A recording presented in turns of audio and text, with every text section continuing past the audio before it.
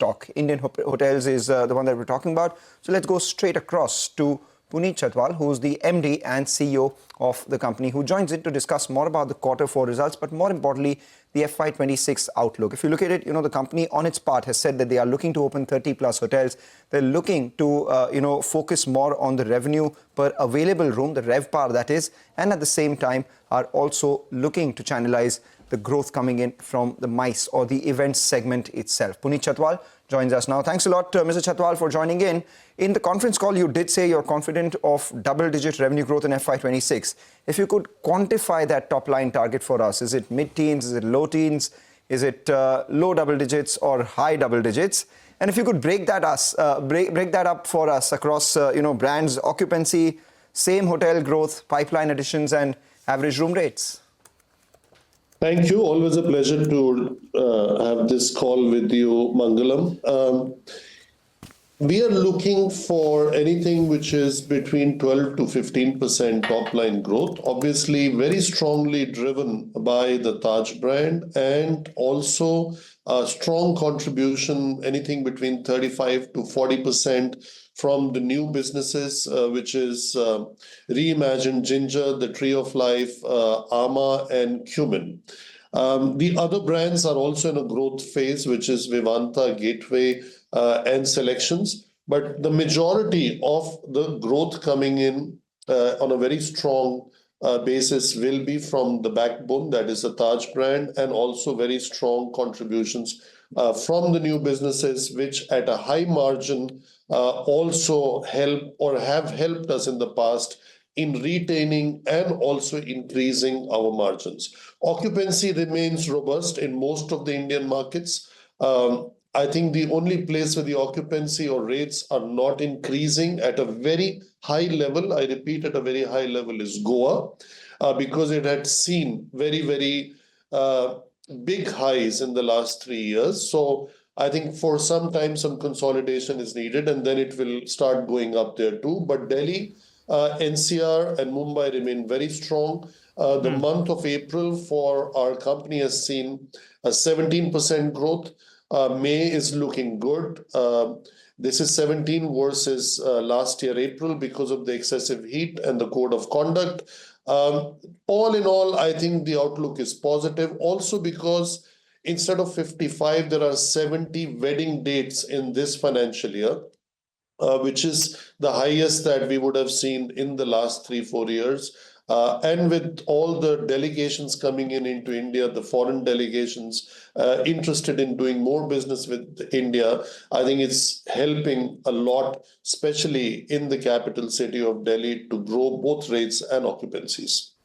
Got it. All right. Hi, Puneet. You're sounding confident about business. Good start to the year as well. And as you said, the quarter 1 will look much better because of higher weddings as well as on a lower base. So I think as you have guided the street as well, that we should be looking at on a combined quarter 1 and quarter 2 together, because there'll be a bit of lumpiness. So we'll keep that in mind. Let's focus on a couple of aspects. As you said, new businesses will contribute close to 25 to 30% of the total mix. What is the growth you're penciling in there? I think from around 400 crores, you've grown that to around 600 crores. This year, what do you look to end it at? We think we should easily get anything between 800 to 1,000. That's what we are targeting. And mainly this year, driven by Ginger, and towards the second half also by Cumin and Ama. Cumin has been doing quite well. It achieved almost a GMV of 150 crores. We're expecting it to touch 200 this year.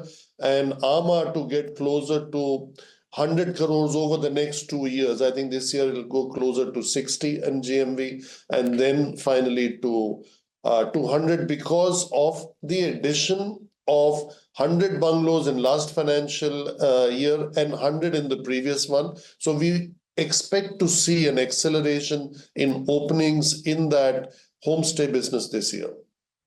Got it. And what targets would you set for Taj Sats, which did about 1,051? You have a new kitchen coming up at the Jewar Airport.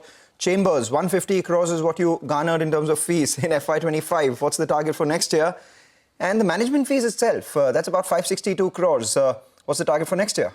I don't think there are targets, Mangalam. The only thing you can expect compounded annual growth on management fees of around 20% or fee income by 20%, like we have had last year, despite the base becoming much larger. But we're also going to open more hotels. So last year we opened 26. This year we'll be opening 30. And many of those hotels that you open take 5 or 6 months to get, get off any kind of teething issues, another 2-3 years to stabilize. So a lot of openings that have happened in the last 2 years and will happen this year and the next year will keep adding to the fee base significantly.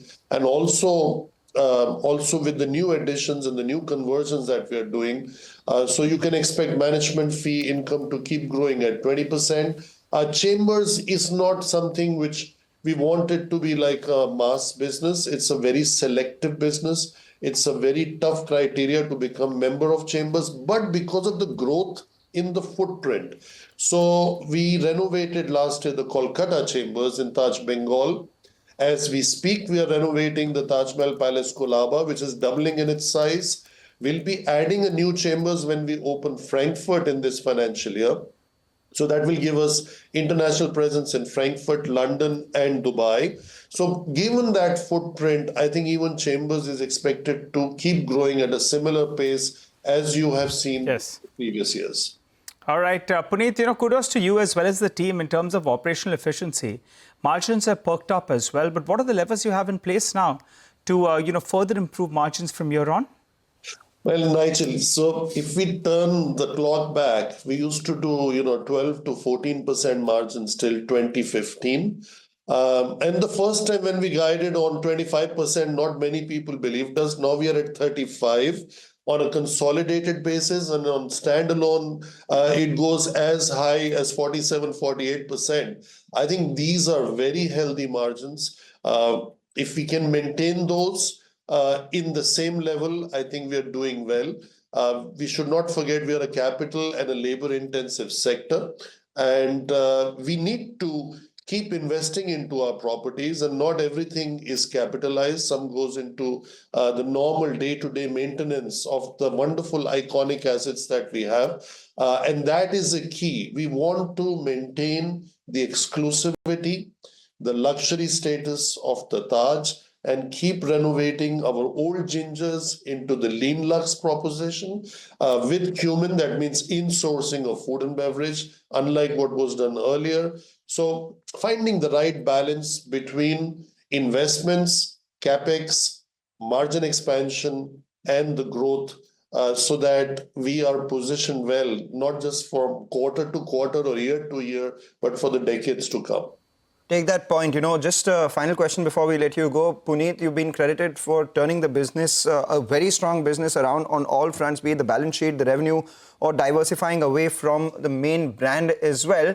The one fly in the ointment, however, is the holdings that you have in some companies. You have Taj GVK, where it's around 25.5%. Oriental Hotels, it's about 33.5%. Wondering if there is some sort of restructuring taking place out there as well for you to further consolidate all your positions and streamline basically the holdings that the company has across the board. We've done a few of the consolidations in our drive for simplification, but as we are a part of the Tata Group and Indian Hotels is the oldest operating company of Tata Group, we honor all our partnerships and all our contracts.